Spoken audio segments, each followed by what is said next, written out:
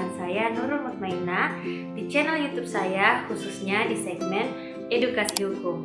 Nah, hari ini saya akan membahas tentang tahap-tahap perceraian. Tapi hari ini saya khusus membahaskan tahap perceraian bagi yang beragama Islam di pengadilan agama. Jadi kalau agama selain Islam itu perkaranya di pengadilan negeri. Tetapi hari ini di video ini saya akan membahas perceraian khusus bagi yang beragama Islam di pengadilan agama.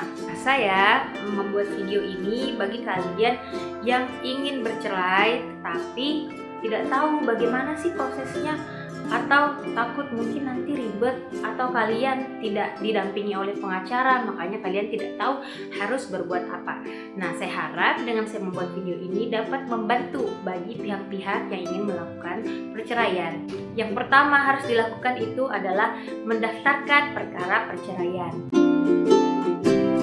Jadi, pihak berperkara datang ke pengadilan agama dengan membawa surat gugatan atau surat permohonan. Selanjutnya, pihak berperkara menyerahkan surat gugatan atau surat permohonan ke petugas meja pertama. Nah, harus membawa berkas ini tuh minimal 6 rangkap ya, beserta fotokopi bukti buku nikah dan fotokopi KTP. Selanjutnya, petugas meja pertama dapat memberikan penjelasan yang dianggap perlu berkenaan dengan perkara yang diajukan dan menaksir panjar biaya perkara yang kemudian ditulis di dalam surat kuasa untuk membayar. Pihak berperkara membayar panjar perkara ke bank yang besarnya sesuai dengan jumlah yang tertera pada surat kuasa untuk membayar. Tahapan terakhir dari pendaftaran perkara yaitu pemegang kas atau kasir menandatangani surat kuasa untuk membayar dan membubuhkan nomor perkara dan tanggal penerimaan perkara dalam surat kuasa untuk membayar. Kemudian menyerahkan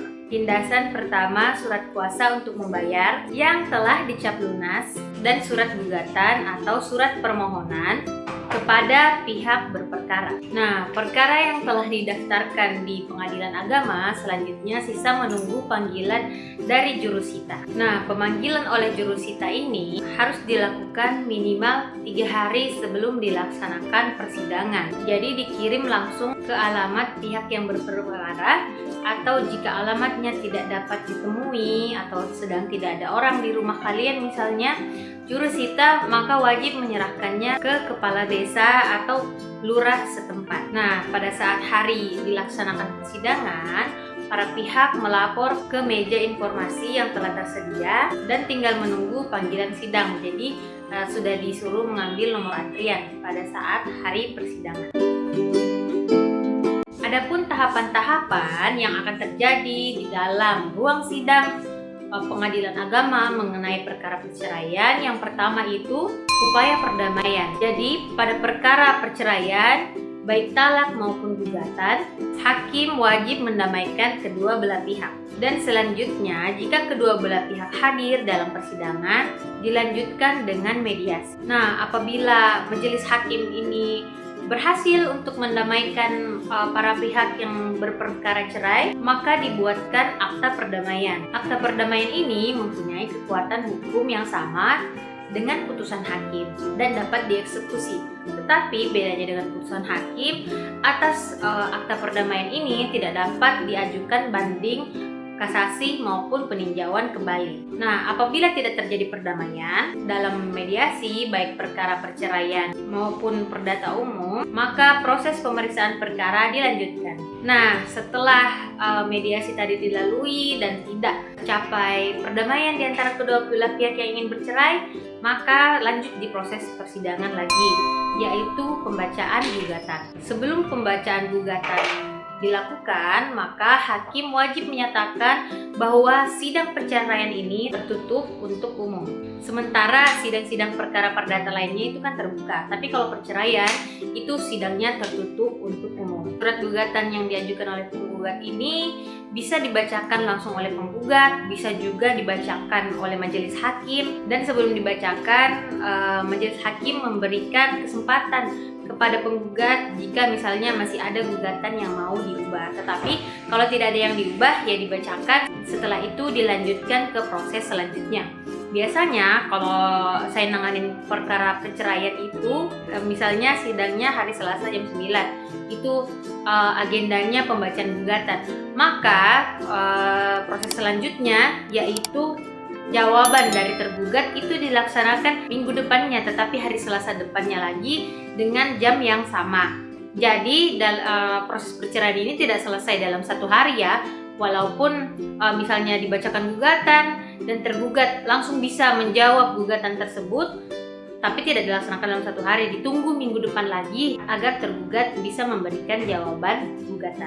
Nah, di agenda pembacaan jawaban tergugat ini dapat dilakukan secara tertulis maupun lisan. Pada tahap jawaban ini, tergugat dapat pula mengajukan eksepsi atau gugatan balik. Nah, tahap selanjutnya yaitu adalah replik gugatan. Setelah tergugat menyampaikan jawabannya, kemudian si penggugat diberikan kesempatan untuk menanggapi sesuai dengan pendapat penggugat. Pada tahap ini, memungkinkan penggugat untuk tetap mempertahankan gugatannya atau bisa pula merubah sikap dengan membenarkan jawaban atau bantahan dari tergugat. Lanjut ke tahap selanjutnya yaitu duplik tergugat. Setelah penggugat menyampaikan repliknya, kemudian tergugat diberikan kesempatan untuk menanggapi atau menyampaikan dupliknya.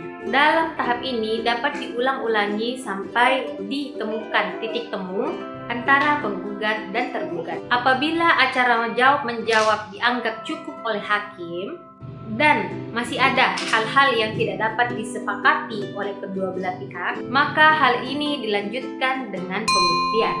Nah, proses pembuktian, penggugat dan tergugat diberikan kesempatan yang sama untuk mengajukan bukti-bukti, baik berupa bukti surat maupun saksi-saksi, secara bergantian diatur oleh hakim. Setelah proses pembuktian selesai, maka proses selanjutnya adalah kesimpulan para pihak. Pada tahap ini, baik penggugat maupun tergugat diberi kesempatan yang sama untuk mengajukan pendapat akhir yang merupakan kesimpulan hasil pemeriksaan selama sidang berlangsung menurut pandangan masing-masing. Kesimpulan yang disampaikan ini dapat berupa lisan dan dapat pula dilakukan secara tertulis. Setelah proses menyampaikan kesimpulan bagi kedua belah pihak selesai, maka selanjutnya adalah proses musyawarah antara majelis hakim. Rapat musyawarah majelis hakim bersifat rahasia. Dalam rapat musyawarah majelis hakim, semua hakim menyampaikan pertimbangannya atau pendapatnya baik secara tertulis maupun lisan. Jika terdapat perbedaan pendapat, maka diambil suara terbanyak dan pendapat yang berbeda tersebut tetap dituliskan dalam putusan, atau hal ini di dalam hukum biasanya disebut dengan dissenting opinion. Nah, setelah musyawarah oleh majelis hakim telah selesai, agenda selanjutnya yaitu pembacaan putusan hakim. Pada tahap ini dibacakan putusan oleh majelis hakim. Setelah dibacakan putusan tersebut, baik penggugat maupun tergugat berhak mengajukan upaya banding dalam tenggang waktu 14 hari setelah putusan diucapkan. Apabila penggugat atau tergugat tidak hadir dalam agenda pembacaan putusan, maka jurusita akan menyampaikan isi atau amar putusan kepada pihak yang tidak hadir. Dan putusan itu baru berkekuatan hukum yang tetap setelah 14 hari semua pihak menerima isi putusan tersebut. Nah, bagaimana masyarakat hukum sekalian? Saya sudah menjelaskan semua tahapan-tahapan yang harus dilalui jika ada dari kalian yang ingin mengajukan perceraian atau ingin bercerai di pengadilan agama bagi yang beragama Islam. Jadi kalian misalnya kalau kalian ingin mengajukan perceraian tetapi kalian ragu-ragu karena tidak tahu bagaimana sih proses perceraian itu, berapa lama sih, atau kalian takut prosesnya mungkin ribet, kalian tidak usah takut lagi karena saya sudah jelaskan semuanya. Dan hal ini saya ambil dari website pengadilan agama resmi. Jadi nanti saya akan tuliskan linknya di description box.